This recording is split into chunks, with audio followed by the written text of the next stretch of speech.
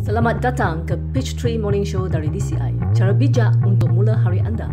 Selamat menonton. Hai rakan-rakan sekalian, selamat kembali menonton Peachtree Morning Show. Nama saya Raul.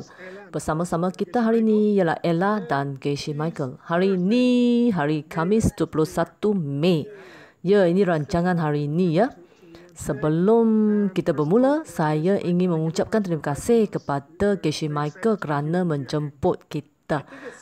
Kami sangat gembira dapat berada di sini bersama anda ya. Hebat kerana seorang tetamu dari Mexico City, seorang jurutera yang sangat dihormati dan guru di College Teknologi yang besar di Mexico. Dan lalu yang bekerja di salah satu bank besar di China. Gabungan yang hebat. Anda berdua peniaga yang sangat pintar, ibu bapa yang baik dan saya rasa kami akan berseronok dalam rancangan ni. Ya, saya rasa begitu ya. Ya, jadi marilah kita terus ke soalan ya. Jadi soalan hari ini adalah tak dapat dengar ya. Nak tunjuk sekali lagi ya. Ya, saya rasa perlu ya. Haruslah naikkan suara ya. Kuat sikit ya. Oh, dah paling kuat ya. Saya minta maaf.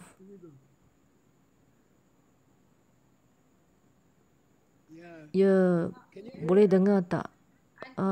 Tak boleh. Saya ada video sini. Mungkin saya boleh tunjuk dari sini ya. Baik, tolong tunjukkan ya. Saya berasal dari UK, bekerja di Myanmar. Soalan saya hari ini ialah syarikat kami selalu turunkan harga kami untuk menarik pelanggan-pelanggan, tapi tak beruntung. Jadi apakah yang kami harus buat ya? Kedua ialah dengan ketidakpastian, terutamanya dengan coronavirus ni. Apakah benih yang perlu saya tanam agar perniagaan saya terselamat selepas kawalan pergerakan ni? Terima kasih ya. Terima kasih Ella kerana menyelamatkan saya. Jadi soalan ni ada dua bahagian. Dia bertanya mengenai keuntungan perniagaan merosot kerana potongan harga. Dan bahagian kedua ialah bagaimana perniagaan dapat diselamatkan setelah kawalan COVID-19 tu. Ya, marilah kita mula dengan bahagian pertama ya. Apakah pendapat anda, Casey Michael atau Ella? Sebenarnya itu sangat luar biasa. Saya baru saja baca berita dari surat khabar yang mengatakan LV naikkan harga tinggi. Jadi ia menyebabkan begitu ramai orang pergi ke kedai dan mereka biarkan pelanggan-pelanggan ambil gambar. Oleh itu saya fikir tentang kawalan pergerakan ni yang beri kesan buruk kepada banyak bisnes, tapi mereka yang ada strategi yang berbeza untuk menghadapi masalah ni.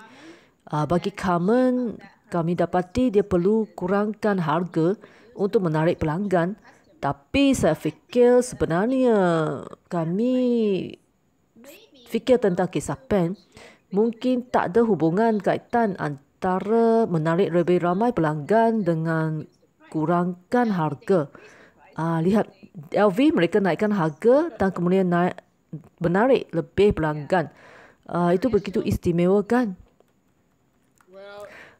Pada minggu ni saya mengalami sesuatu yang pelik. Sesuatu yang aneh berlaku. Seseorang dari Shenzhen, China memberikan sumbangan dana yang sungguh besar kepada sebuah college baru kami. Kami berusaha untuk mulakan college baru di Asia. DCI berusaha untuk mulakan cawangan di Asia. Dan dermawan ni memberi sumbangan yang sangat besar untuk college. Dan saya terkejut. Anda tahu, dan saya bertanya kepada mereka, setiap orang risau tentang kurangnya pekerjaan, pendapatan semasa krisis wabak ni dan bagaimana berfikir untuk memberi sumbangan begitu besar. Lalu dia jawab, sebenarnya Sheila, perniagaan saya merupakan akan menjadi lebih baik pada 3 bulan yang lalu. Dan saya sangat terkejut. Saya tanya, bagaimana anda lakukannya semasa kawalan pergerakan ni? Dia jawab, saya hanya laksanakan 4 langkah Geshe-la. Saya rasa sikit bodoh kerana saya ajar setiap orang tentang 4 langkah, tapi dia lebih pandai laksanakannya daripada saya. Jadi saya bersetuju dengan Ella. Apakah pendapat anda, Raul? Saya setuju bahawa kemerosotan keuntungan ni tak ada kaitan dengan harga potongan harga. Ya, kerana seperti yang dikatakan oleh Ella, anda dapat naik atau turunkan harga, ia tidak mempengaruhi keuntungan. Ini juga tunjuk keuntungan tu datang dari benih kami, juga tak datang dari harga atau dari pelanggan. Ia berasal dari benih-benih kita. Jadi saya percaya bahawa kita harus mula dengan langkah 4. Ya, faham sekiranya kita nak jana keuntungan, kita mahukan sesuatu, kita harus berikan kepada orang lain lah. Jadi, apa yang harus dilakukan oleh kamu? Saya nak tanya anda ya. Baiklah, jika saya seorang kamu dan saya dari UK dan saya bekerja di Myanmar, tentu sekiranya saya kamu, marilah kita bermain watak ni yang saya main minggu lalu dengan Brian Mendoza dan Anna Ili dari London. Mereka main cara ni, Brian buat langkah pertama dan Anna buat langkah kedua. Brian terus dengan langkah ketiga. Jadi, sekiranya Carmen nak menambah keuntungan, kami guna 4 langkah tu. Apakah nombor 1 dari langkah 4 tu? Kemudian Raul akan teruskan dengan kedua dia. Sebenarnya saya teruja jika saya Carmen dan saya fikir ia adalah peluang yang baik. Jadi jika bukan sebab kawalan pergerakan, mungkin tak dapat begitu ramai kawan yang anda dapat bantu. Sekarang setiap orang memerlukan bantuan anda. Jadi mudah untuk cari seseorang untuk membantukan. Ni kerana setiap orang menghadapi masalah yang sama dan mudah untuk cari seseorang rakan perniagaan di mana mereka hadapi masalah yang sama. Dan anda saling membantu atau hanya anda seorang membantunya atau memperkenalkannya, memperkenalkan beberapa pelanggan kepadanya kan. Mungkin juga secara ekstrim anda beri sedikit wang kepada bisnes yang hadapi masalah. Saya fikir ia adalah cara yang baik. Ya, inilah langkah pertama saya. Jadi saya pertama ialah saya memutus apa yang saya mahu adalah untuk menaikkan keuntungan saya dan ini adalah langkah pertama. Tapi sebenarnya saya telah jawab langkah kedua dan salah ya. Okey, marilah kita mula sekali lah. Jadi langkah pertama ialah kamu nak dapat keuntungan walaupun dalam masa sukar ni. Jadi secara teknikal, Raul, apakah langkah kedua yang perlu dilakukan? Jadi seseorang yang juga nak tambah keuntungan atau pendapatan. Saya fikirkan mereka di sekitar peniaga Carmen yang boleh mendapat keuntungan. Salah satu golongan ni ialah mungkin rakan sekerjanya. Dia boleh berkongsi keuntungan dengan rakan sekerja kerana tertanam benih yang baik kan. Dan tak semestinya sejumlah wang yang besar. Yang penting ialah motivasi anda kerana sudi berkongsi keuntungan. Langkah kedua ialah cari seseorang yang juga nak sesuatu yang sama atau serupa dengan apa yang anda nak tu. Dalam hal ini ialah keuntungan atau pendapatan lah. Ya, dan saya suka apa yang anda kata mengenai langkah ketiga kerana pada masa wabak virus, jika kami baru belajar tentang 4 langkah mengenai sistem benih, saya rasa ada yang baru dalam sistem ni. Mereka rasa gemetar untuk cuba sistem baru pada masa berbahaya ni kan. Oleh itu saya bersetuju dengan Raul untuk langkah ketiga, iaitu kamu bantu seseorang untuk jana wang atau derma sikit wang. tak semestinya derma jumlah yang besar-besar. Tak perlu bagi jumlah yang besar. Dermalah sedikit. Jangan derma jumlah besar. Tak perlu derma jumlah besar ya. Dan anda tak perlu bagi banyak duit. Hanya buat eksperimen kecil dan cuba tolong seseorang sedikit duit.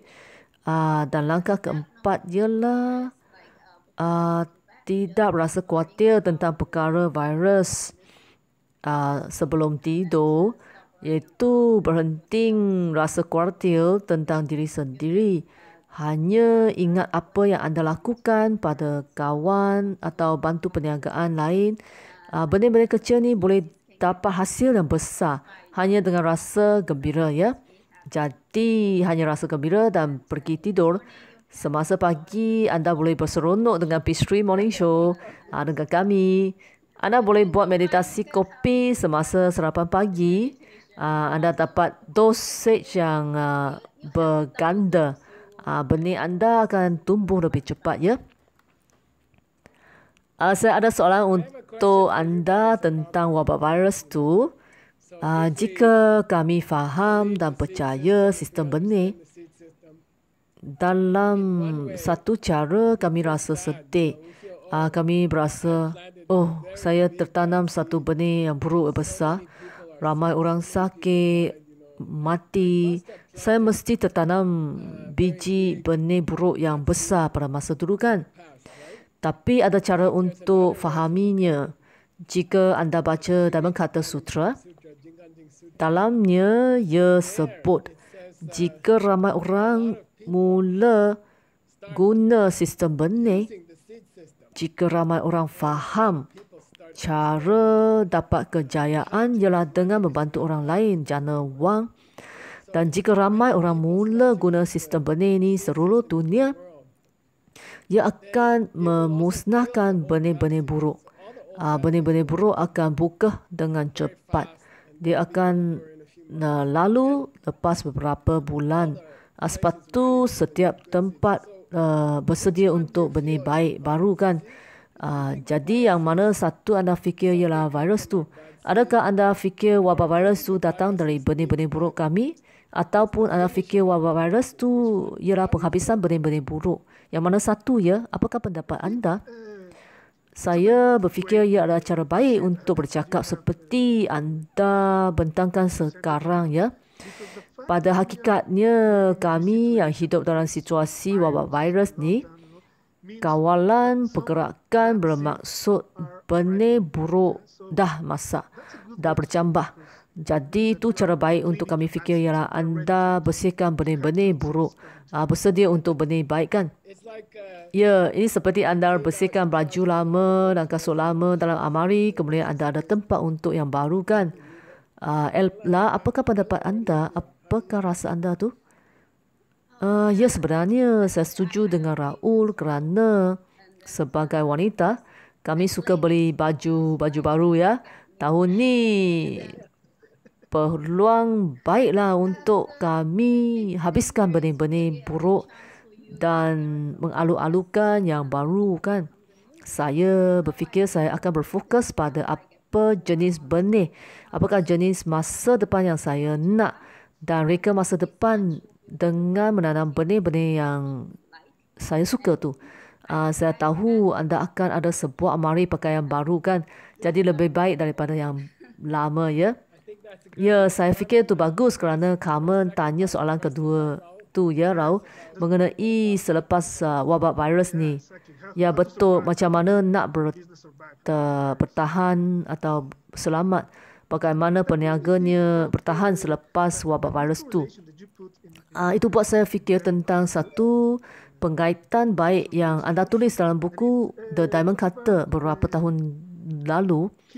Ia sebut tentang benih untuk elakkan masalah luar mempengaruhi perniagaan kami ialah menepati janji-janji kami. Terutamanya janji-janji etika perniagaan kami. Bagaimana kami jalankan perniagaan kami itu. Benih-benih baik untuk ditanam melindungi perniagaan kami daripada wabak virus tu. Okey, jadi anda kata strategi terbaik untuk perniagaan Carmen agar buat persediaan selepas wabak virus ialah ada visi baru mengenai mengikuti garis panduan etika seperti berjujur ikhlas dalam bisnes dan benda-benda seperti itu ya. Ya, ada pelan dan ikut pelan berkenaan ya. Ella, apakah pendapat anda? Saya berfikir bukan saja etika, tapi saya ingat anda pernah kata seperti menambahkan sebenarnya selepas kawalan pergerakan kami tuju ke masa depan baru. Saya tak suka perkataan bertahan atau berselamat. Saya berfikir bertahan tu bersusah. Anda hanya bertahan. Mengapa tak cari yang lebih baik? Carilah sesuatu yang lebih baik untuk diusahakan. Jadi, jika anda menukar minda kepada yang lebih baik, perniagaan yang lebih berjaya, saya berpendapat seluruh rancangan anda akan bertukar. Kami boleh berimpian besar walaupun pada masa wabak virus corona ni, kami boleh buat sesuatu kan ya. Ya, saya berfikir tentang perniagaan belian kami. Kami mulakan perniagaan belian pada kemelesetan ekonomi ya.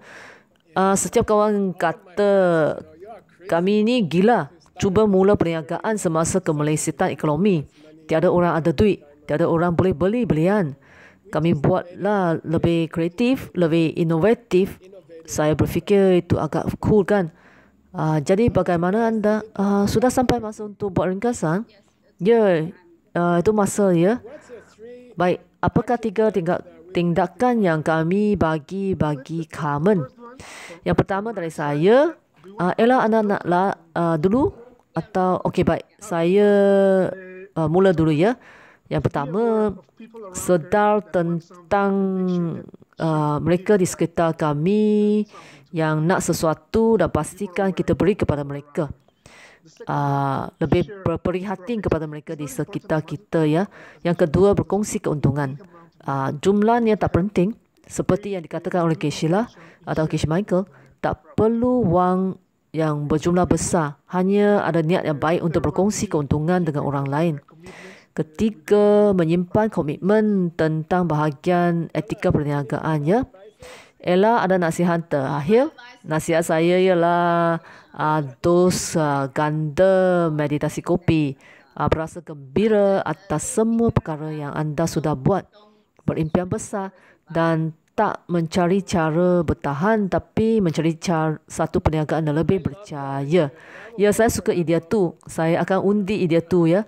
Jadi Carmen, kami bertiga memutuskan hari ini kami tak nak dengar anda bercakap tentang bertahan selepas coronavirus ni. Kami nak anda cakap tentang di mana anda nak guna duit tambahan yang anda untung selepas wabak virus.